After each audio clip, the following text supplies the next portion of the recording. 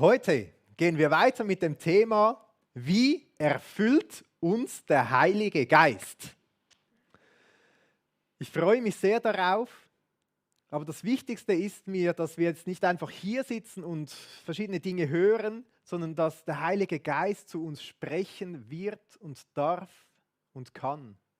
Und deshalb will ich gerne beten für alle, die hier sind, die zu Hause sind, vor dem Bildschirm, die im Saal 2 sind, dass wir jetzt unser Herz aufmachen können, damit der Heilige Geist das bewirkt, was er bewirken will. Im Johannes hat Jesus gesagt, er wird uns den Geist der Wahrheit senden, der uns in alle Wahrheit leiten wird. Das wünschen wir uns, dass der Heilige Geist uns seine Wahrheit mitgibt. Wir bitten dich, guter Gott im Himmel, dass du durch deinen Heiligen Geist heute zu uns sprichst. Dass du deinen Heiligen Geist wirken lässt, dass er uns deine Wahrheit zeigen kann. Und dass sie nicht nur im Kopf ankommt, dass wir es mit dem Verstand begreifen dürfen, sondern auch im Herzen und im Alltag. Amen. Das ist eine ganz spannende Frage, die wir hier heute als Thema haben. Wie erfüllt uns der Heilige Geist? Und es gibt wie zwei Antworten darauf, die wir beide heute miteinander anschauen möchten. Das erste ist, die Bibel spricht davon, dass es Menschen gibt, die sind erfüllt mit dem Heiligen Geist, und es gibt Menschen, die sind nicht erfüllt mit dem Heiligen Geist. Und das ist so wie die erste Frage, wie kann es überhaupt passieren, dass der Heilige Geist in unser Leben kommt? Der Heilige Geist, der Geist von Gott ist. Gott ist Liebe, dieser Geist voller Liebe. Gott ist Licht, dieser Geist voller Licht, aber auch Kraft. Wie kann dieser Heilige Geist in unser Leben kommen? Aber die Frage hat auch noch eine zweite Komponente. Ja, wenn jetzt dieser Heilige Geist bei uns ist, wie erfüllt er uns denn? Wie findet das statt? Wie zeigt sich dieses Erfülltsein? Also in welcher Art und Weise? Auf diese Antwort wollen wir auch noch schauen. Also auf dieses Wie, quasi welche Art und Weise. Und dazu nehmen wir die Bibel. Wir werden eine Zeit lang jetzt unterwegs sein mit dem 1. Korintherbrief. Ich liebe diesen Abschnitt, 1. Korinther 12 bis 14, das ist so wirklich so ein paar Kernkapitel in der Bibel, Kernkapitel, die Paulus geschrieben hat. Das enthält so viele spannende Wahrheiten und wir wollen da zusammen eintauchen. Wir können uns vorstellen, die Gemeinde in Korinth, an die Paulus diesen Brief geschrieben hat, war eine sehr vielseitige Gemeinde. Das passt zu uns, wir sind auch eine sehr vielseitige Gemeinde. Das war vor etwa 2000 Jahren, als Paulus diesen Brief geschrieben hat. Damals war dieses Korinth eine sehr lebendige Stadt, eine wichtige Handelsstadt an verschiedenen Handelsrouten, vor allem die Schifffahrt war dort sehr wichtig. Man ist von der einen Seite mit den Schiffen gekommen, hat es da über einen kleinen Landsteg die Waren transportiert und dann ist es weiter in die ganze Welt. Also es sind da verschiedene Dinge von der ganzen Welt wie zusammengekommen. Man weiß heute, dass die Wirtschaftsleistung eigentlich, so der wirtschaftliche Erfolg sehr wichtig war. 2/3 von der Bevölkerung waren damals Sklaven. Das bedeutet, es gab eine sehr reiche Oberschicht, bei der hat das wirklich gut geklappt. Und es gab auch eine, sage ich mal, sehr arme, große Unterschicht, also die Sklaven, ja, 2/3. Dann weiß man auch, es gab sehr viele verschiedene Tempelstätten, Kultorte, wo man hingegangen ist, um verschiedene Rituale und Religionen auszuprobieren. Und von all diesen verschiedenen Orten auf der Welt sind verschiedene Dinge in Korinth zusammengekommen. Und da war jetzt diese Gemeinde entstanden. Also da gab es Leute, die haben da gelebt, vielleicht waren sie wirtschaftlich sehr erfolgreich, vielleicht sogar Sklaven. Es gab einige Juden vor Ort, es gab Leute, die waren auf der Suche, irgendwo an all diesen Religionsstätten, auf der Suche nach Antworten, vielleicht für ihr Leben, für ihre Fragen, die sie im Innersten bewegt haben. Und die sind nun zum Glauben gekommen. Die haben von Paulus das Evangelium gehört und die haben gedacht, ja, an diesen Jesus will ich glauben. Die sind gläubig geworden. Da ist der Paulus weitergezogen. Und offenbar ist da vieles passiert in dieser Gemeinde. Die waren recht eine lebendige Gemeinde. Da war ein spannendes Auf und Ab und hin und her und auch recht ausschweifend und so. Und an diese hat Paulus jetzt diesen Text geschrieben, diesen Brief? Ich denke, wir haben auch alle so ähnliche Anknüpfungspunkte heute, wo wir denken können, wir sind eigentlich gar nicht so anders als diese Korinther damals. Auch heute bei uns in der Schweiz, im Embracher Tal, gibt es viele Menschen, für die ist der wirtschaftliche Erfolg sehr wichtig. Und die berufliche Karriere ist sehr wichtig. Wohlstand zu haben, dass man Geld hat und sich kaufen kann, was man sich wünscht. Vielleicht kannst du dich aber auch eher mit diesen Sklaven identifizieren. Du stehst am Morgen auf und du gehst zur Arbeit und du krampfst den ganzen Tag und du kommst am Abend nach Hause und fragst dich, was du alles für dieses bisschen Geld gemacht hast, das du verdienst. Vielleicht kommst du dir eher so wie ein Hamster im Rad vor und du rennst und der Alltag läuft und du fragst dich, was das Ganze soll. Vielleicht kannst du dich auch mit diesen vielen Menschen identifizieren, die auf der Suche waren nach Antworten. In all diesen verschiedenen rituellen Angeboten, die es damals gab. Und Paulus hat jetzt diesen Korinthern eben geschrieben, ganz viele verschiedene Dinge. Und wir wollen in 1. Korinther 12 einsteigen, um hier miteinander zu sehen, was hat der Paulus da diesen geschrieben, was war da wichtig, was hatten sie für Fragen, worauf hat Paulus Bezug genommen. Und wir lesen miteinander, um auch diese Frage quasi mit diesen zwei Komponenten, wie kannst du erfüllt werden und wie zeigt sich das Erfülltsein, da sagt Paulus einiges Spannendes zu diesen Korinthern. Was aber die geistlichen Gaben betrifft, Brüder, es ist interessant, dass hier nur Brüder steht. Die Mehrzahl hier könnte man gerade so gut mit Geschwister oder mit Schwestern und Brüdern übersetzen. Vielleicht eine Übersetzung hat das sogar so gemacht. Es gibt einige, die machen das. Also sind alle angesprochen, nicht nur die Männer. Frauen und Männer, Brüder und Schwestern, Geschwister. Was aber die geistlichen Gaben betrifft, Geschwister, so will ich nicht, dass ihr ohne Kenntnis seid. Ihr wisst, dass als ihr zu den Heiden gehörtet, zu den stummen Götzenbildern hingezogen, ja fortgerissen wurdet. Deshalb tue ich euch kund, dass niemand, der im Geist Gottes redet, sagt Fluch über Jesus. Und niemand sagen kann, Herr Jesus, außer im Heiligen Geist. Das ist eine kurze Einführung in diese Kernkapitel und Paulus stellt hier gleich einige Dinge klar. Das erste ist, was er klarstellt, dass er sie nicht im Unwissenden lassen will. Also es ist ein wichtiges Thema, mit dem wir uns heute beschäftigen und mit dem wir uns in dieser Serie beschäftigen. Paulus wollte, dass die Korinther Bescheid darüber wissen. Wir wollen uns heute auch damit auseinandersetzen. Und dann ist spannend, Paulus macht auch diese Unterscheidung. Es gibt Menschen, die gehören eigentlich zu den Heiden und es gibt dann Menschen, die gehören zur Gemeinde. Also Menschen, die zu den Heiden gehören. Das Wort, das hier steht im Griechischen, ist Ethnie. Also man könnte auch sagen, es gibt Menschen aus verschiedenen Ethnien, aus verschiedenen Nationen, aus verschiedenen Völkern. In Embrach haben wir etwa 30% Ausländeranteil, also Menschen von ganz verschiedenen Nationen. Und auch viele Schweizer haben verschiedene Ethnien in sich. Also es ist eine ganz bunte Mischung. Alles Mögliche, das wart ihr früher, sagt Paulus. Aber jetzt nicht mehr.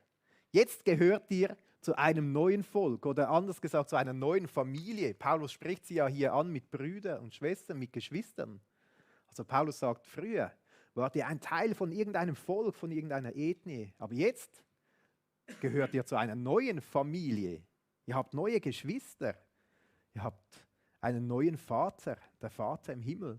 Und es ist interessant, wie Paulus diese Unterscheidung hier macht. Er spricht von damals, dass man damals so hingezogen war, hingezogen, fasziniert, angezogen von verschiedenen Götzen, wird hier gesagt. Man könnte sagen, von verschiedenen Religionen, von verschiedenen spirituellen Angeboten. Wir haben schon gesagt, Leute waren vielleicht auf der Suche und hatten Fragen nach mehr. Wir hatten gerade im Dezember, das fand ich so spannend, in einem Taggottesdienst die Zoe B. hier. Sie war sehr auf der Suche und hat gesucht in allen möglichen esoterischen Richtungen. Was sie alles ausprobiert hat, 60 verschiedene Sachen, sie war richtig hingezogen, weil sie hatte Fragen, die sie bewegte. Das gibt es heute so oft, dass wir Fragen haben in uns drin. Und wir suchen nach Antworten. Und es fasziniert uns, was man da hört, was man da hört. Wir sind so hingezogen. Aber es ist dann auch spannend, wie Paulus sagt, dass man sogar fortgerissen war. Das hat auch dieser Tag mit Zoe gezeigt. Das hat sie richtig eingenommen. Es hat sie mitgerissen. Es hat sie auch heruntergezogen. Sie hat gesagt, es wurde immer extremer und immer mehr und immer tiefer ist sie da wie hineingerutscht, bis sie fast keine Macht mehr darüber hatte. Spannend, wie das einem fortreißen kann. Vielleicht erlebst du das auch. Du bist auf der Suche nach mehr und das reißt dich fort. Du merkst, wie du selber gar nicht mehr über dich bestimmst. Über das, was du findest, über das, was du suchst.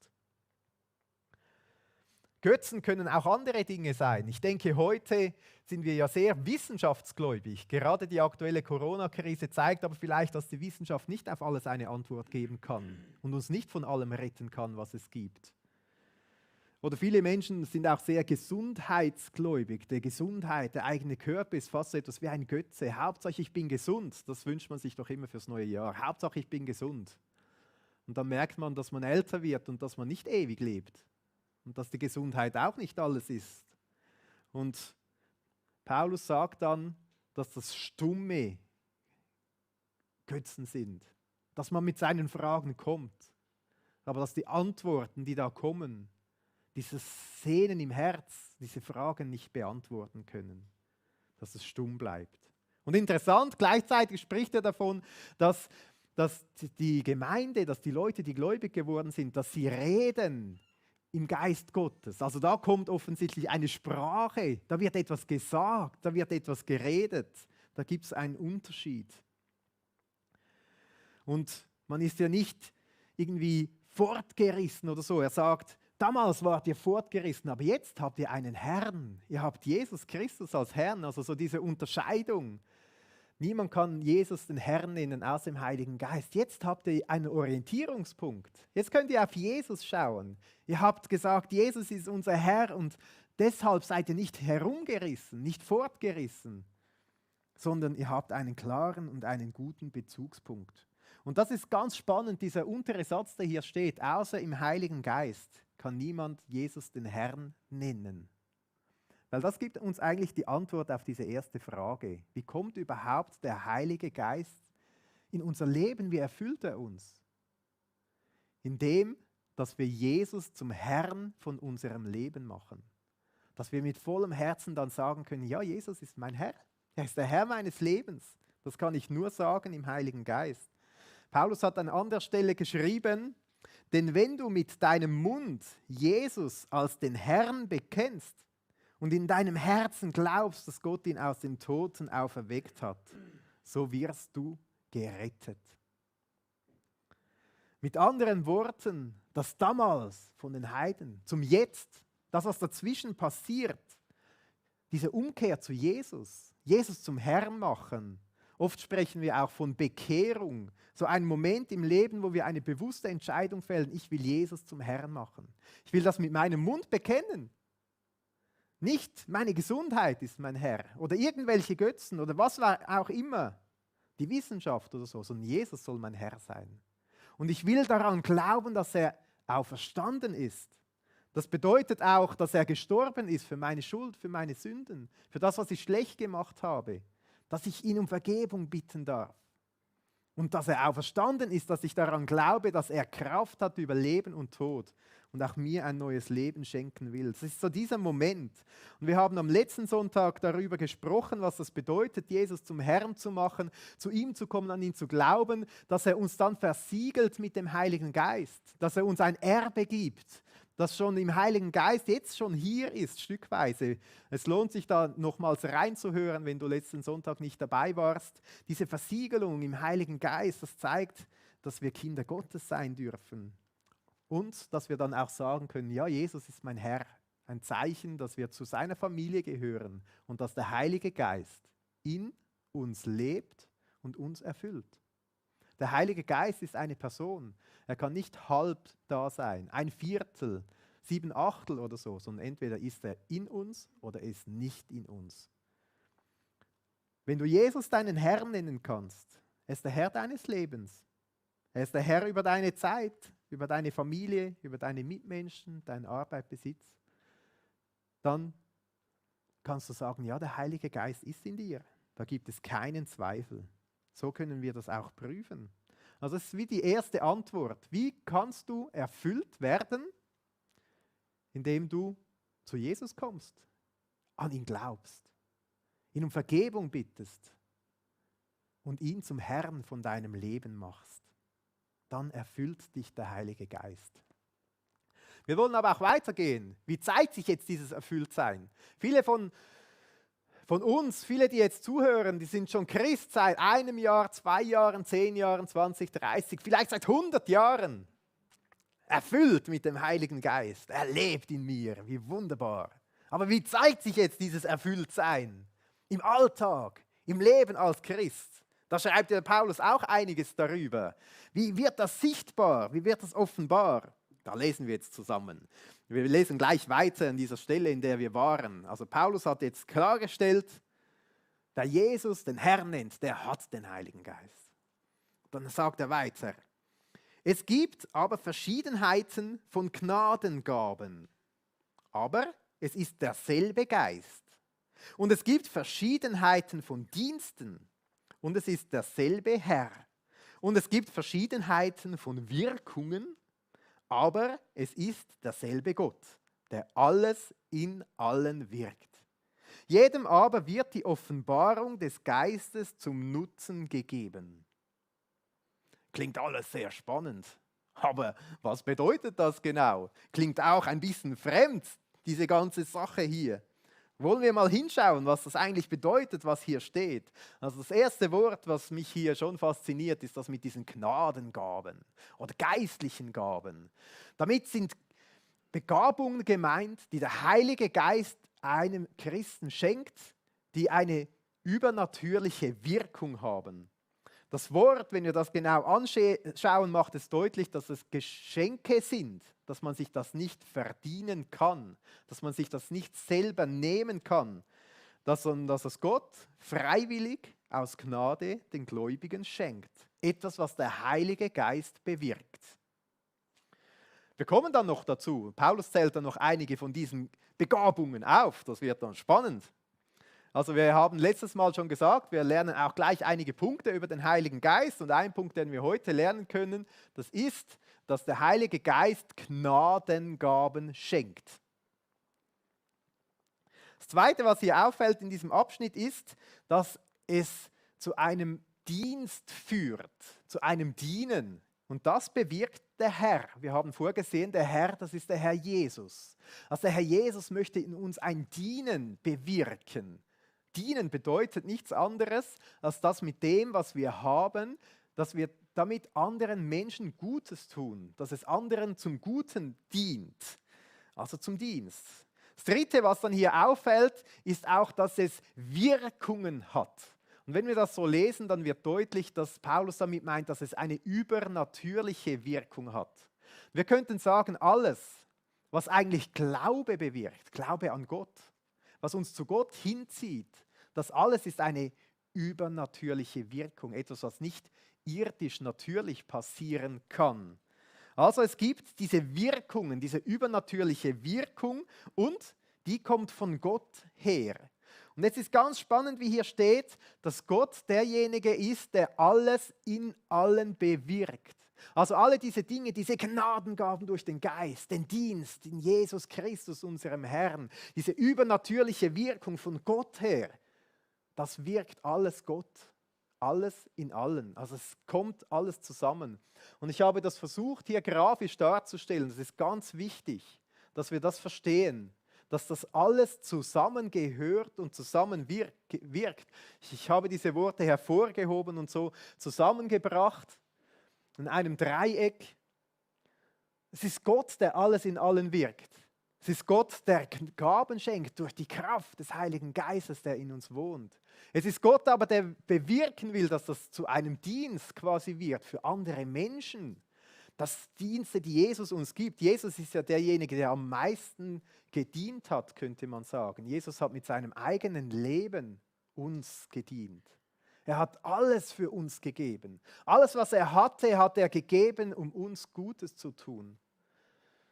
Und Gott will übernatürlich wirken, aber er wirkt alles in allem. Manchmal gibt es so Menschen, die sagen, ja, Gott ist mir schon wichtig, aber Jesus, mit dem kann ich nicht so viel anfangen.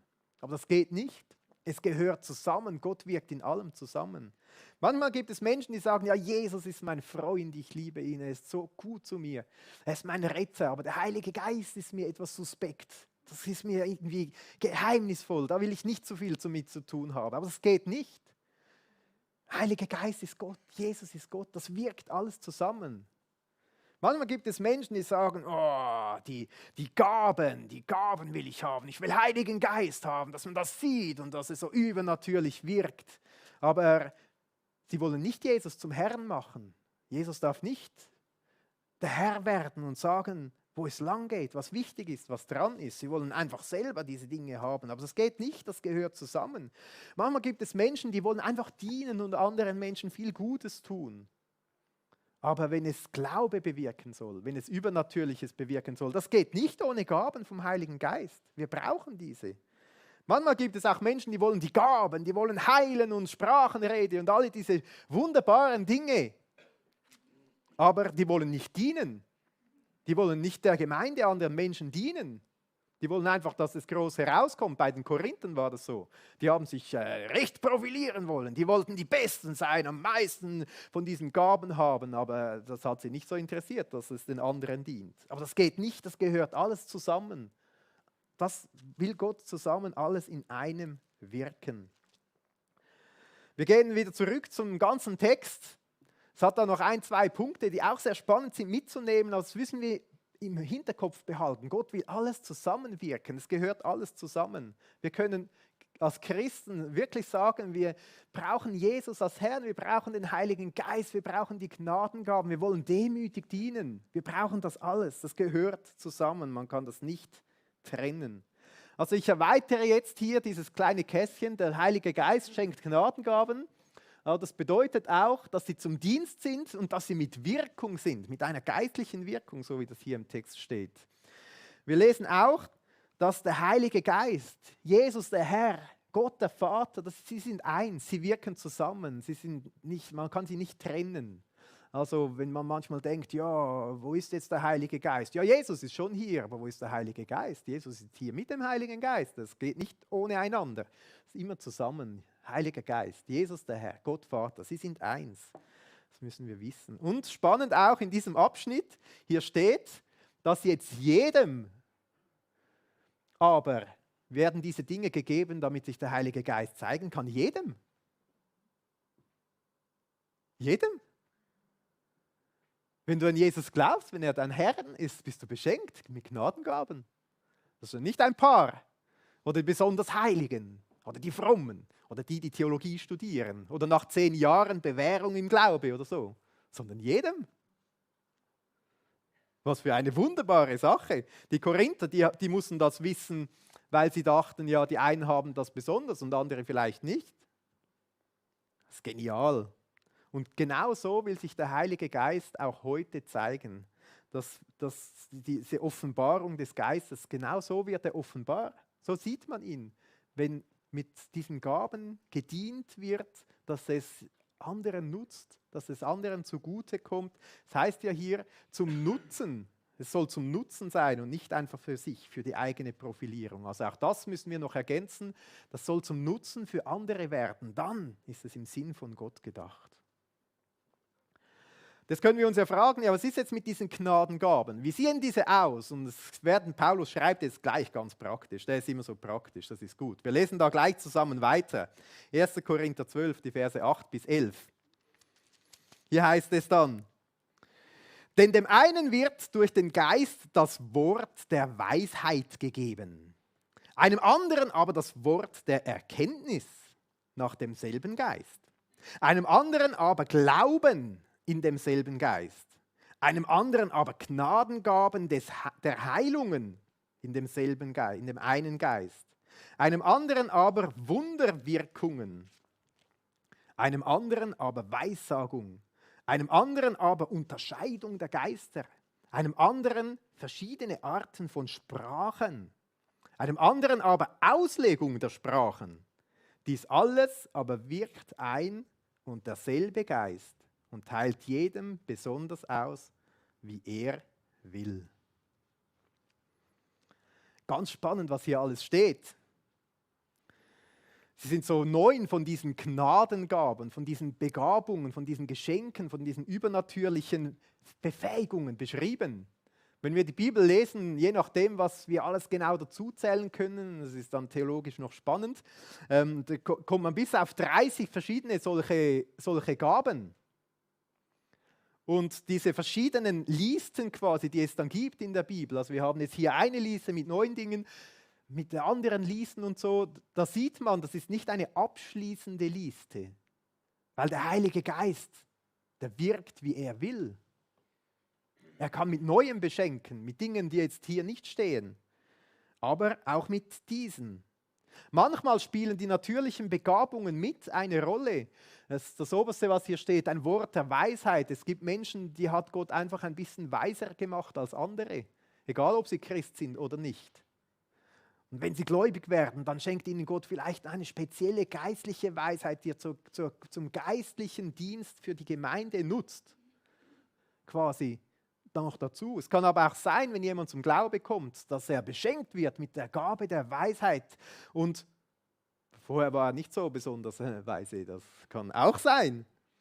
Das kann auch sein. Der Heilige Geist, er gibt, wie er will. Und es geht darum, dass diese Gaben jetzt übernatürlich wirken.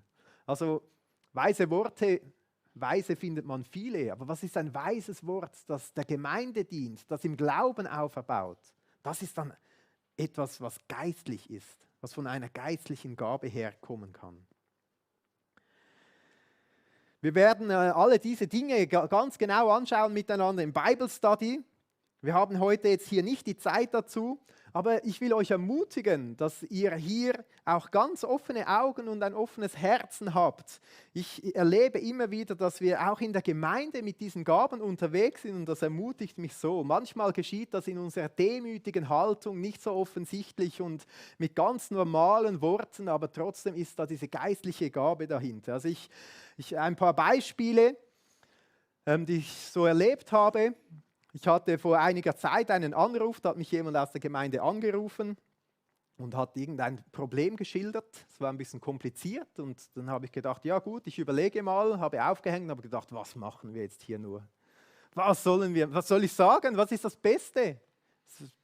Mir hat ein bisschen in diesem Moment die geistliche Weisheit gefehlt. Aber zum Glück weiß man ja von Menschen, die solche Gaben haben.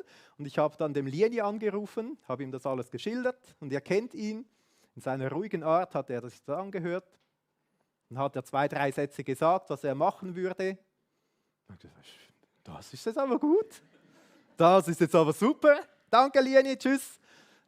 Genau so habe ich das gemacht und es war wirklich wie ein Wort der Weisheit, das nicht vom Menschen gekommen ist, das ist von Gott gekommen. Genau das Richtige in dieser Situation.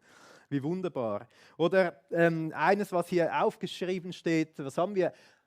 Aber Glauben in demselben Geist. Damit ist nicht ein normaler Glaube gemeint, den wir alle als Christen haben. Wir alle glauben an Gott, sondern ein besonders starker, zuversichtlicher Glaube. Also ein Beispiel, das mir hier aufgefallen ist, das ist von Huck.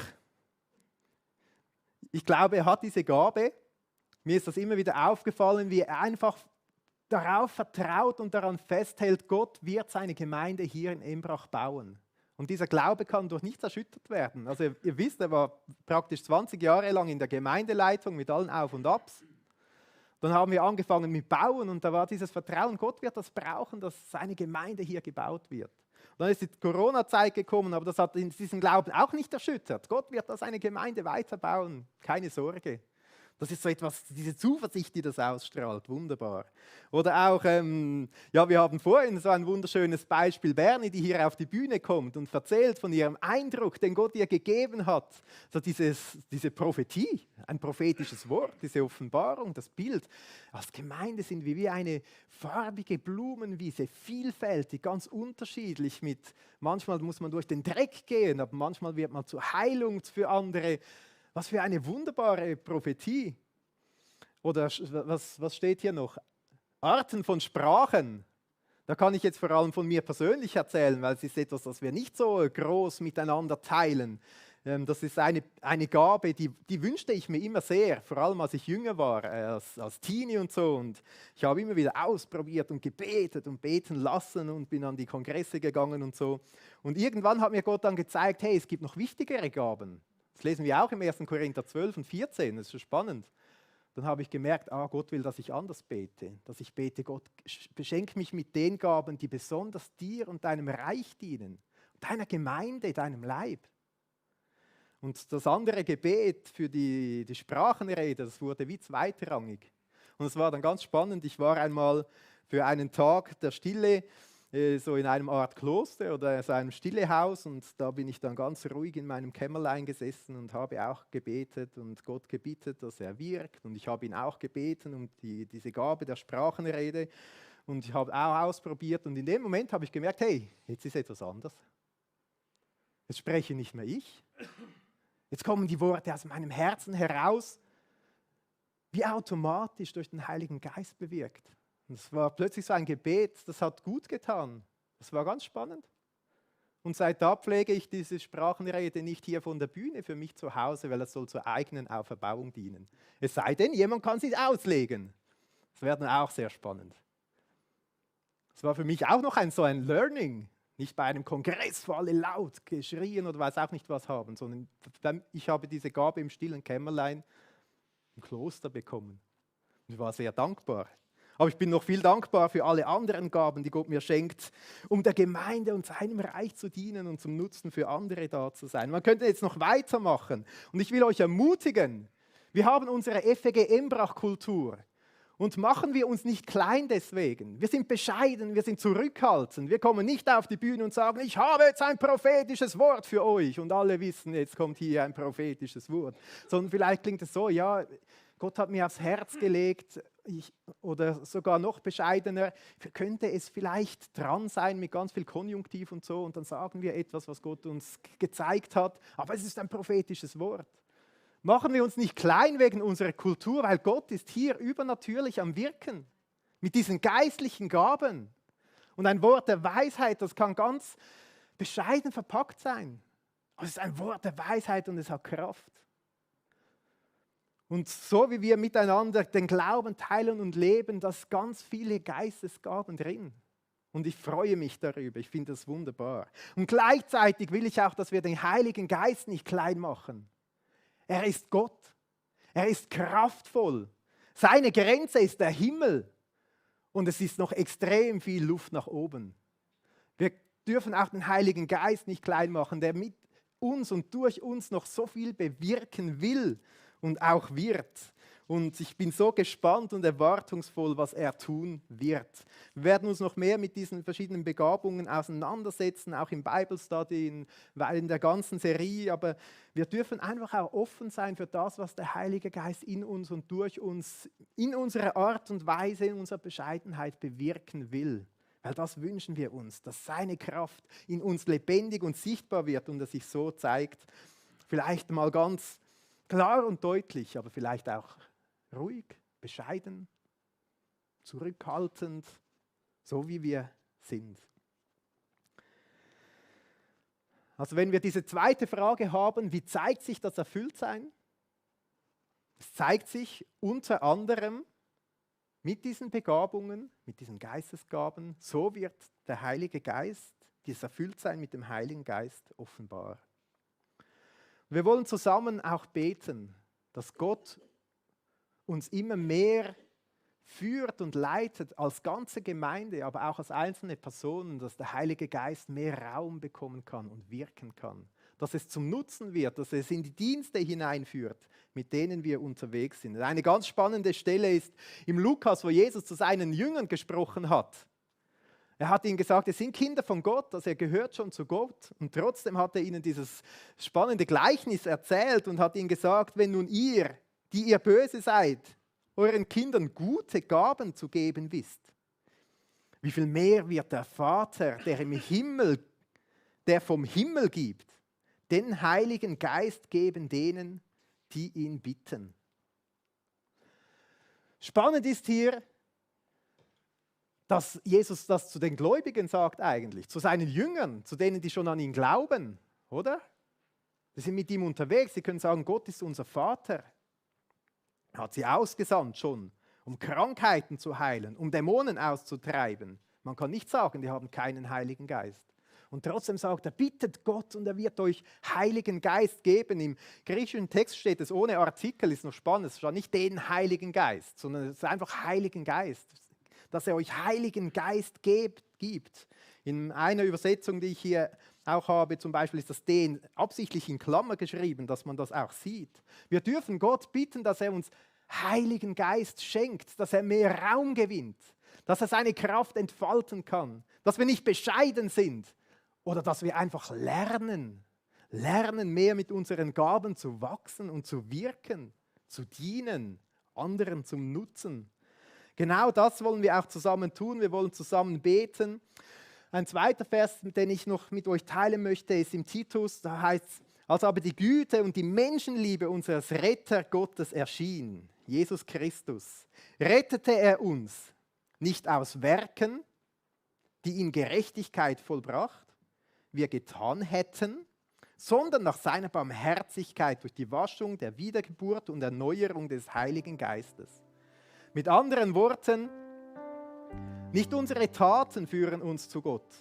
Nicht unsere Taten der Gerechtigkeit können uns retten, sondern Jesus selber. Gott hat sich uns gezeigt, dass er in Jesus auf die Welt gekommen ist. Und der Heilige Geist macht uns neu, er schenkt uns eine Wiedergeburt. Er erfüllt uns. Er wascht uns rein. Das zeigt sich auch in der Taufe. Und dann heißt es weiter über diesen Heiligen Geist. Darf ich den Bibelvers nochmals haben?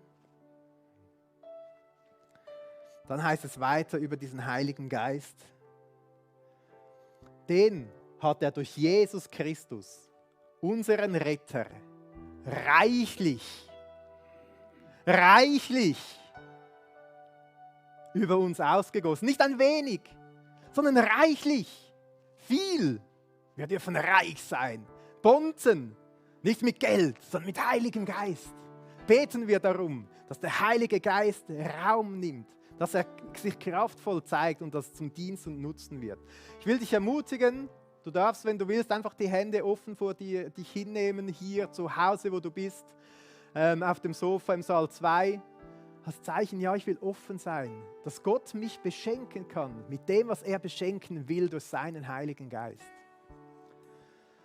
Wir bitten dich, guter Gott, der du gerne gibst, schenk uns Heiligen Geist. Als deine Kinder, Vater im Himmel, dürfen wir erfüllt sein von deinem Heiligen Geist und wir wollen ihm Raum geben. Wir bitten dich, wirke du kraftvoll. Beschenke du uns mit den Gaben, die du uns geben willst, zum Nutzen für dein Reich, für andere Menschen. Mache du unser Herz auf, dass wir keine Angst haben, dass wir nicht zögern, sondern dass wir bereit sind für das, was du schenken willst. Du bist ein guter Gott. Du bist ein liebevoller Gott. Du hast das Beste für uns vorbereitet. Wir öffnen unsere Herzen, beschenke du uns durch deinen Heiligen Geist, der in uns und durch uns wirkt. Amen.